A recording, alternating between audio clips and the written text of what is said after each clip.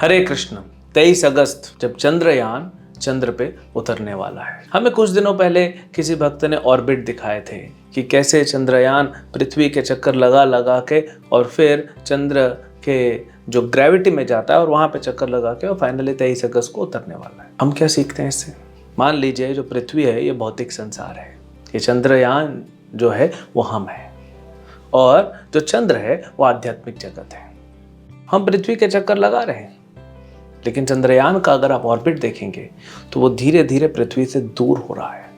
उसके ऑर्बिट जो है वो दूर होते जा रहे हैं, वहीं पे चक्कर नहीं लगा रहा है।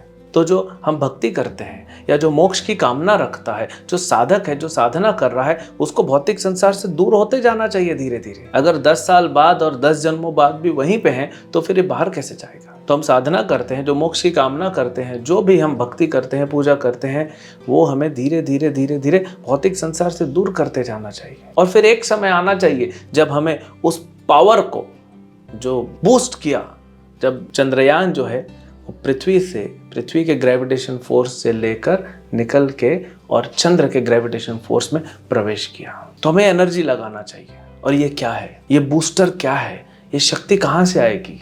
ये क्या पेट्रोल से आएगी?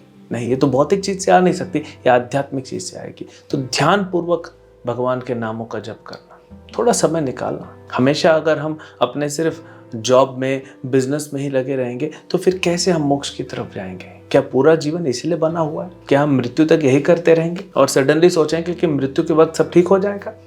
नहीं।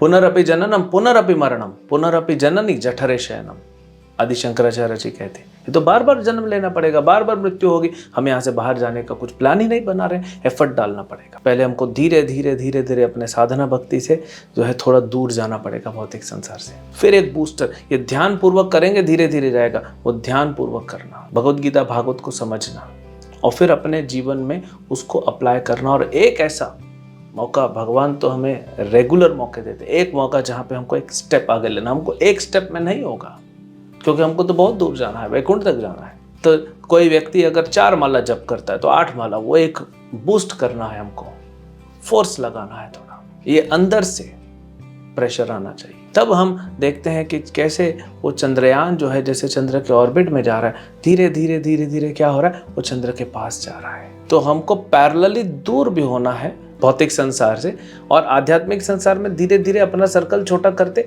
उसे पास भी जाना है। और फिर हम फाइनली जब भक्ति हमारी पूर्ण हो जाएगी तो भगवान के धाम में हम लैंड कर जाएंगे। लैंड करने के बाद हमको कुछ खोजने की जरूरत नहीं है। चंद्रयान तो खोजने क्या है, लेकिन वैकुंठ में तो भगवान हमारे जो है बाहें फैला के स्वागत करेंगे कि आओ, घर वापसी पे तुमको बधाई देंगे। हमारा घर वही है। और भगवान तो गीता में कहते हैं, अर्जुन ने प्रश्न पूछा था कि भगवान भौतिक संसार से छोड़ के कोई आध्यात्मिक संसार जा रहा है, रास्ते में खो गया तो? ये डर तो रहता है ना, जैसे कोई भी स्पेसशिप जाता है, रास्ते में नहीं हुआ, खो गया स्पेस में, तो अर्जुन ने प्रश्न पूछा था।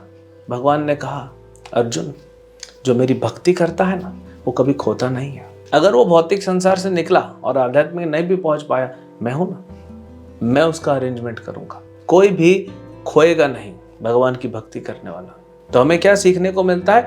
ये भौतिक संसार से धीरे धीरे दूर होते जाना, ऑर्बिट बड़ा होते जाना चाहिए और आध्यात्मिक संसार में धीरे धीरे पास होना चाहिए। तब हम भगवान के धाम में लैंड करेंगे और भगवान के साथ परम आनंद को प्राप्त करेंगे। हरे कृष्ण।